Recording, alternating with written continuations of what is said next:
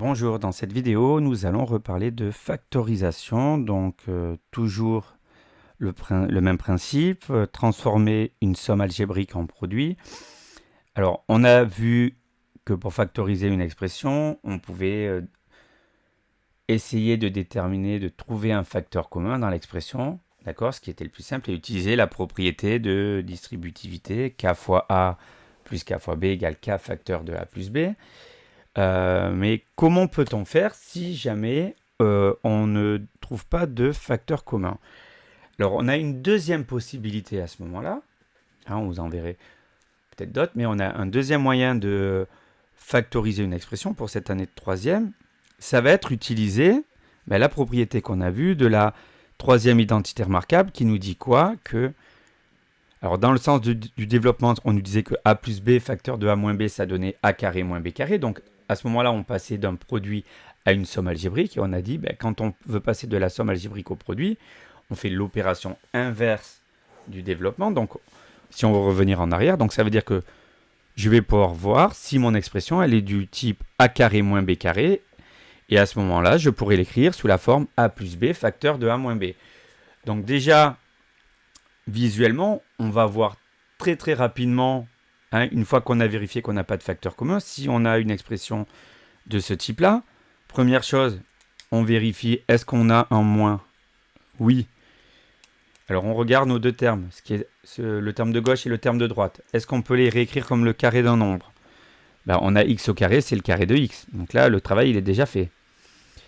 49, c'est le carré de quoi? C'est le carré de 7. D'accord? Donc je peux l'écrire comme 7 au carré. Et là, regardez, j'ai bien fait apparaître ma formule. Le carré d'un nombre moins le carré d'un autre. Ok, qui joue le rôle du A dans la formule, c'est le X. Qui joue le rôle du B, c'est le 7. Donc une fois que j'ai bien fait apparaître A carré moins B carré, je prends les deux nombres qui sont mis au carré ici. Dans une parenthèse, je vais les additionner. Dans l'autre parenthèse, je vais les soustraire. Donc là, je vais faire quoi? X plus 7, facteur de, dans l'autre parenthèse, je change juste le signe. X moins 7. Donc si vous écrivez x moins 7 facteur de x plus 7, c'est la même chose. Hein. Voilà pour notre premier cas. Je fais pareil maintenant avec l'expression b qui est 16x au carré moins 25. Donc encore une fois, là, si j'avais regardé de chaque côté de mon moins, j'ai 16x au carré d'un côté, j'ai la table de x, j'ai la table de 16, de 4, de 2. De l'autre côté, j'ai 25. Donc à part la table de 25 et de 5, j'ai rien d'autre. Donc je ne trouve pas de facteur commun, à part la table de 1, mais ça aurait aucun intérêt. Donc je vais me poser la deuxième question. S'il n'y a pas de facteur commun, est-ce qu'on va pouvoir utiliser a carré moins b carré? C'est la deuxième solution que j'ai pour factoriser une expression. Alors je regarde bien. 16x au carré. Déjà j'entends carré. J'ai le x qui est au carré. Donc j'ai x fois x. J'ai 16 aussi. Est-ce que 16, je le connais? Il est dans ma liste des carrés. Parfait, 16. C'est 4 fois 4. Donc ici, je sais que j'ai 4x fois 4x. Donc attention, 4x multiplié par 4x, ça s'écrit comment? Ça s'écrit 4x entre parenthèses au carré. D'accord? Je vous ai dit que le x, il est suivi de quelque chose. Pensez bien à mettre les parenthèses. Donc 4x au carré moins, et 25, c'est quoi? C'est le carré de 5. Donc j'ai le carré d'un nombre moins le carré d'un autre nombre, a carré moins b carré, une différence de 2 carrés, ça va s'écrire comment? A plus b, a moins b, donc dans la première parenthèse, je les additionne, 4x plus 5,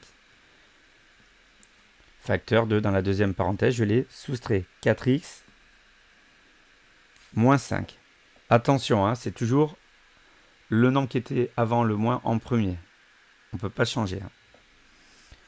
Voilà. Et là, on a terminé. Alors, si jamais il y en a qui, par habitude, préfèrent mettre la soustraction en premier, vous mettez 4x moins 5 d'abord avant 4x plus 5. C'est la même chose, c'est juste. Alors, on passe à l'expression C. On a x au carré moins 2. Premier réflexe, de toute façon, pour factoriser, je repère mon plus ou mon moins. Donc là, on a un moins. On regarde à gauche et à droite. Qu'est-ce que j'ai à gauche? J'ai x au carré qui est x fois x. Et à droite, j'ai 2 par 2 fois 1. Donc, clairement, on n'a pas de facteur commun. Maintenant, je me demande, est-ce que je peux utiliser pour factoriser cette expression, est-ce que je peux utiliser a carré moins b carré? Alors, à gauche, j'ai x au carré. C'est bien le x multiplié par le x. D'accord? C'est x fois x. Donc, on a bien le carré de x. Par contre, à droite, pardon, j'ai 2. 2, pour moi, il ne fait pas partie de ma liste de carrés parfaits. Donc, je ne vois pas c'est quel nombre multiplié par quel nombre. Alors, on se souvient un petit peu le cours de quatrième, quand on a découvert les racines carrées, par définition, on avait dit quoi? Que racine carrée de A, c'est le nombre positif dont le carré est A. Donc, n'importe quel nombre, vous pouvez l'écrire comme le carré de sa racine carrée. Alors, ça paraît un peu complexe dit comme ça, mais 2, c'est quoi? Simplement, c'est racine carrée de 2 au carré. D'accord? Si BC au carré égale à 2, ça veut dire que BC égale racine carrée de 2. Et donc, si je refais racine carrée de 2 fois racine carrée de 2, ça me donne 2. Donc là, je vais écrire quoi? X au carré moins racine carrée de 2 au carré. Alors, vous pouvez mettre des parenthèses ou pas. Si vous avez peur, vous mettez la parenthèse. D'accord? Racine carrée de 2 au carré. Donc, le A, c'est X. Le B, c'est racine carrée de 2. Donc, maintenant, je vais à l'étape de la factorisation. J'ouvre mes deux parenthèses. Dans la première parenthèse, je vais additionner les deux nombres qui sont mis au carré. Donc, x plus racine carrée de 2. Et dans la deuxième parenthèse, je vais les soustraire. X moins racine carrée de 2. Alors, pour l'expression D, peut-être je vais me mettre ici. J'aurai un peu plus de place pour rédiger. Je reprends l'expression 3x plus 1 au carré moins 64. Attention, la consigne, c'est factoriser l'expression. Parce qu'en général, quand vous voyez ça, quand les élèves voient ça, ils se rappellent que 3x plus 1 au carré, c'est 3x plus 1 fois 3x plus 1. D'accord? Donc, ils font réapparaître sous la forme d'un produit de deux parenthèses. Et après, ils utilisent la double distributivité pour développer. Or, c'est pas ce qu'on vous demande. Là, on veut factoriser. Donc, la méthode, c'est toujours la même. Je repère mon moins. Je regarde ce qui se passe à gauche et à droite. À gauche, j'ai 3x plus 1 au carré. Ça veut dire 3x plus 1 fois 3x plus 1. À droite, j'ai 64. Donc là, j'ai quelque chose avec des x, c'est 3x plus 1. Et là, j'ai un nombre simple. Est-ce qu'on voit un diviseur commun? D'accord? Est-ce qu'on peut faire sortir un facteur commun? Là, 3x plus 1 fois 3x plus 1, il n'y a pas de 3x plus 1 dans 64. Donc, le facteur commun, on l'oublie. Alors, on va regarder. Deuxième possibilité, est-ce que je peux utiliser ma troisième identité? D'accord? Vous verrez la première et la deuxième, je vous rappelle, en seconde. Alors, j'ai un moins. Oui, c'est bon. À gauche, j'ai 3x plus 1 au carré. Donc, j'ai bien quelque chose qui est mis au carré. J'ai un nombre au carré. 3x plus 1 au carré. Maintenant, je regarde ce que j'ai à droite. 64. Est-ce que je peux le réécrire comme un carré? Alors, on a vu que n'importe quel nombre connu, on pouvait l'écrire de toute façon comme le carré de sa racine carrée. Ce qui est un peu complexe dit comme ça, mais racine carrée de A au carré pour A. Mais 64, si je connais un petit peu ma liste de carrés parfaits que j'ai vu en quatrième, je sais que c'est 8 fois 8. Donc, je vais pouvoir écrire que j'ai 3x plus 1 au carré moins le carré de 8 qui est 64. Donc, moins 8 au carré. Donc, maintenant, un nombre au carré moins un autre nombre au carré. Je vais ouvrir mes parenthèses. Dans une, je vais les additionner. Dans l'autre, je vais les soustraire. Alors, je fais attention.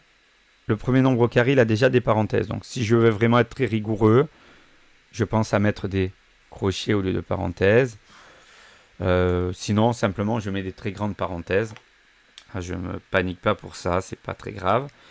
Donc, on a dit que voilà, le A, c'était 3x plus 1. Le B, c'est 8. Dans la première parenthèse, je les additionne. Donc, ça donne 3x plus 1